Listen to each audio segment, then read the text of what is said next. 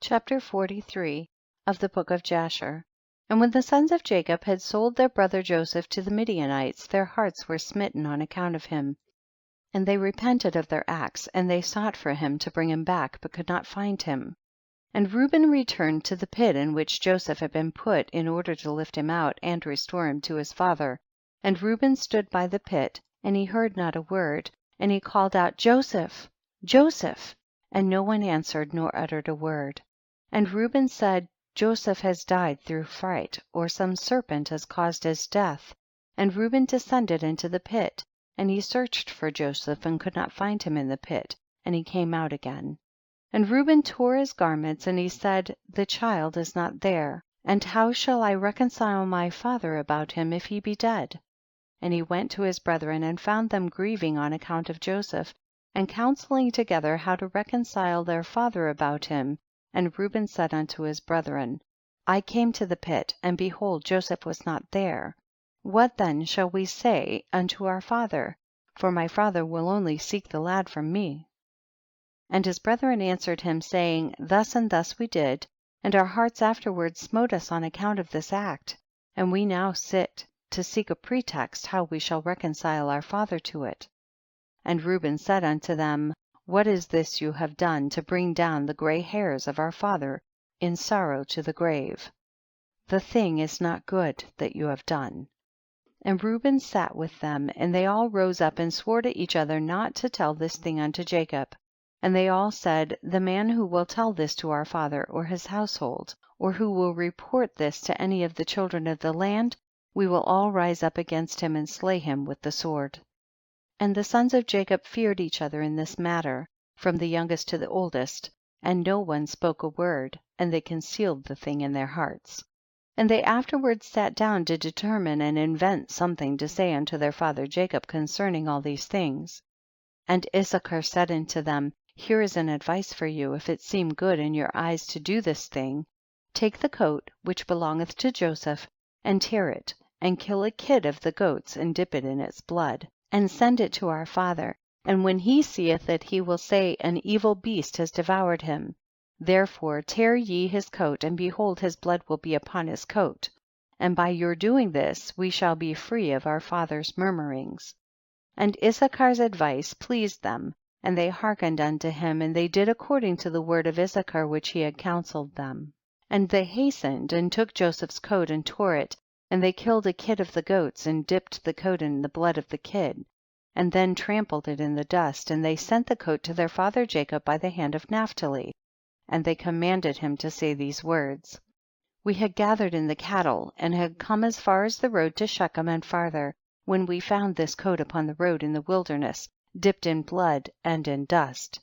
Now therefore know whether it be thy son's coat or not. And Naphtali went, and he came unto his father, and he gave him the coat, and he spake unto him all the words which his brethren had commanded him. And Jacob saw Joseph's coat, and he knew it, and he fell upon his face to the ground, and became as still as a stone. And he afterwards rose up and cried out with a loud and weeping voice, and he said, it is the coat of my son Joseph. And Jacob hastened and sent one of his servants to his sons, who went to them and found them coming along the road with the flock.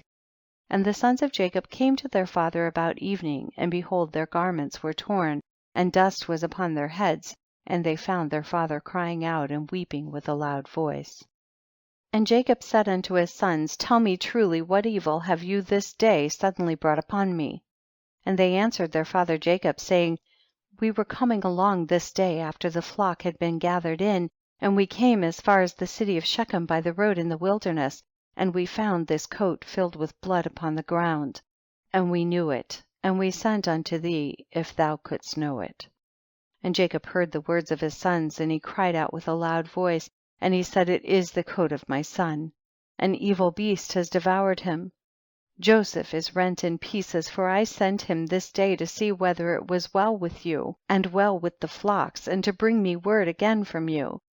And he went as I commanded him, and this has happened to him this day, whilst I thought my son was with you. And the sons of Jacob answered and said, he did not come to us, neither have we seen him from the time of our going out from thee until now. And when Jacob heard their words, he again cried out aloud, and he rose up and tore his garments, and he put sackcloth upon his loins, and he wept bitterly, and he mourned and lifted up his voice in weeping, and exclaimed and said these words: Joseph, my son, O my son Joseph, I sent thee this day after the welfare of thy brethren, and behold, thou hast been torn in pieces.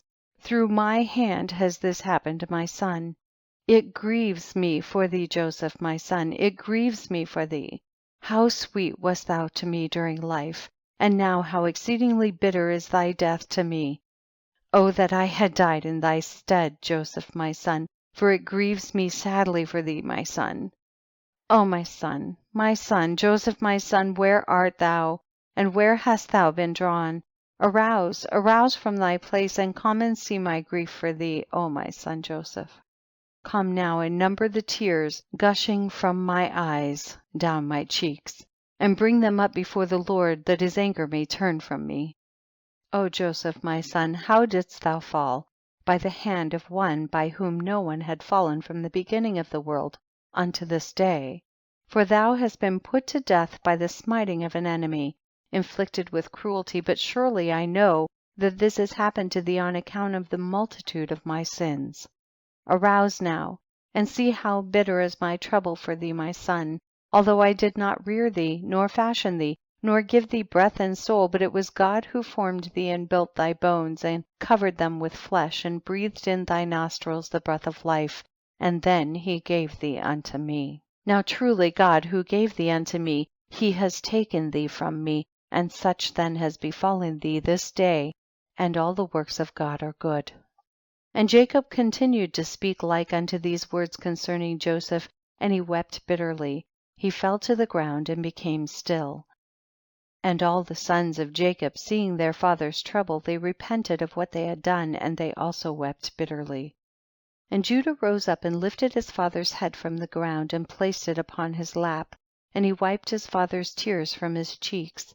And Judah wept an exceeding great weeping, whilst his father's head was reclining upon his lap still as a stone.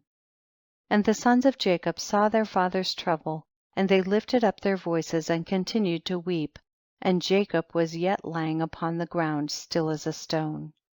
And all his sons and his servants' children rose up and stood around him to comfort him, and he refused to be comforted.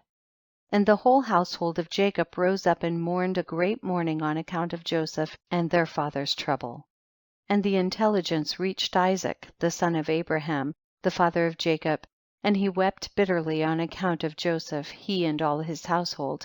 And he went from the place where he dwelt in Hebron, and his men with him, and he comforted Jacob his son, and he refused to be comforted. After this Jacob rose up from the ground, and his tears were running down his cheeks, and he said unto his sons, Rise up, and take your swords and your bows, and go forth into the field, and seek whether you can find my son's body, and bring it unto me, that I may bury it.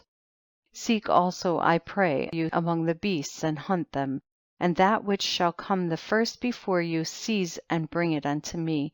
Perhaps the Lord will this day pity my affliction, and prepare before you that which did tear my son in pieces, and bring it unto me, and I will avenge the cause of my son. And his sons did as their father had commanded them, and they rose up early in the morning, and each took his sword and his bow in his hand, and they went forth into the field to hunt the beasts. And Jacob was still crying aloud and weeping and walking to and fro in the house, and smiting his hands together, saying, Joseph, my son, Joseph, my son. And the sons of Jacob went into the wilderness to seize the beasts, and behold, a wolf came toward them, and they seized him and brought him unto their father, and they said unto him, This is the first we have found, and we have brought him unto thee, as thou didst command us, and thy son's body we could not find. And Jacob took the beast from the hands of his sons, and he cried out with a loud and weeping voice, holding the beast in his hand, and he spoke with a bitter heart unto the beast, Why didst thou devour my son Joseph, and how didst thou have no fear of the God of the earth, or of my trouble for my son Joseph? And thou didst devour my son for naught, because he committed no violence, and didst thereby render me culpable on his account. therefore God will require him that is persecuted. And the Lord opened the mouth of the beast in order to comfort Jacob with its words, and it answered Jacob and spoke these words unto him: as God liveth who created us in the earth, and as thy soul liveth, my Lord, I did not see thy son, neither did I tear him to pieces, but from a distant land I also came to seek my son who went from me this day, and I know not whether he be living or dead. And I came this day into the field to seek my son, and your sons found me and seized me and increased my grief, and have this day brought me before thee, and I have now spoken all my words to thee. And now therefore, O son of man, I am in thy hands, and do unto me this day as it seems good in thy sight. But by the life of God who created me, I did not see thy son, nor did I tear him to pieces, neither has the flesh of man entered my mouth all the days of my life. And when Jacob heard the words of the beast, he was greatly astonished, and sent forth the beast from his hand, and she went her way. And Jacob was still crying aloud and weeping for Joseph day after day, and he mourned for his son many days.